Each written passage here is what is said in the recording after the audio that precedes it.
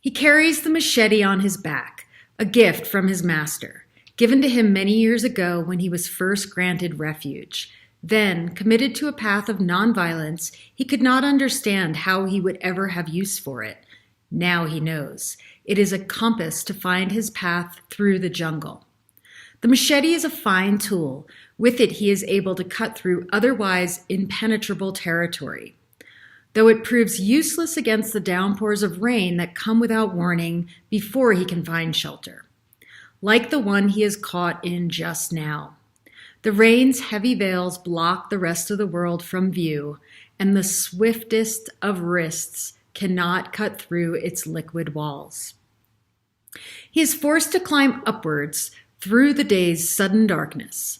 Up to the glimpse of rocky outcrop he spies when a strike of lightning briefly pulls back the rain's curtain. The ground ripples in his wake. The earth around him seems to have lost the will to resist the water's flow. His feet have no choice but to follow where it goes.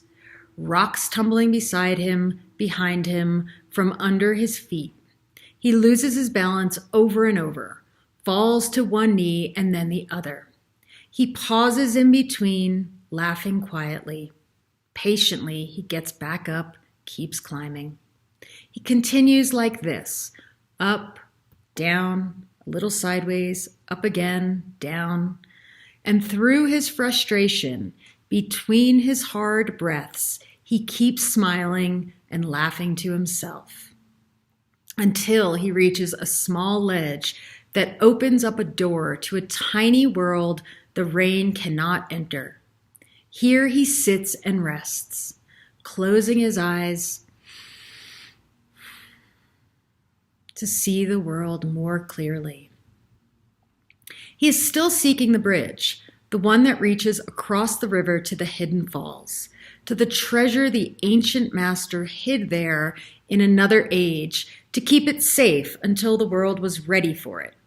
Some say the bridge has been destroyed by an earthquake or a landslide or some force unknown, but he knows there is more to it than that. His ears have been trained to the voices of mystics. They visit him in his dreams, where they speak the language of the river, where they tell him the bridge still stands, still waits for the one who can see, for the one who must not only find a bridge, but become one. The rain reminds him that one travels to sacred places in order to awaken that which lies sleeping within. He journeys on his path not to escape the world, but to enter it more deeply. Sometimes that is the only way he can open the doors to our own hearts, to realize that the whole of the earth lives inside the human heart. Under the stillness of the rocky roof, he dreams of his master. They go for a walk down by the river and stand at the edge of the world. As they look down, the river is singing loudly, boiling up in riots of foam and spray. There are fragments of trees, bleached and polished, laying wedged between the giant boulders, holding open their arms to catch the errant sunlight. His master gestures with an open palm. Though his eyes see no safe passage, he trusts his master's guidance, remembers his words. You must learn to see what is hidden. You must become the bridge between.